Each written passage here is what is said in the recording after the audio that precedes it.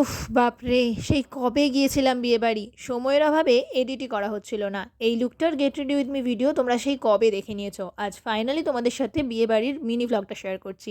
ভাইকে এক প্রকার জোর করেই আমি নীল পাঞ্জাবি পরিয়েছিলাম আমার সাথে ম্যাচ করার জন্য। আর গিয়ে দেখি কনে গেছে ফটোশ্যুট করতে, তাই নিজেকেই একটু দেখিয়ে দিলাম। তারপর চলে যাই স্টার্টারের দিকে। আর এখানে প্রথমে নিয়েছিলাম আমি একটুখানি কফি, আমি আর কিছু খাইনি। তারপরে চলে যাই বর আসা দেখতে। আর বর অলরেডি চলেও আসে। আমার কিন্তু পরের দিনই আবার কল্যাণী যাওয়ার ছিল, আর শরীরটাও বিশেষ ভালো ছিল না, তাই তাড়াতাড়ি করে বসে যাই খেতে, কারণ খাওয়া দাওয়া শেষ করে বাড়ি যেতে হবে। আর রাতও অনেকটাই প্রায় হয়ে গিয়েছিল, দেরি হয়েছিল আমাদের যেতে। তারপরে আমরা খাওয়া দাওয়া করতে বসে যাই, একে একে সমস্ত কিছু খাবার দিয়ে দেয়। কী কী দিয়েছিল আমার সত্যি বলতে মনে নেই।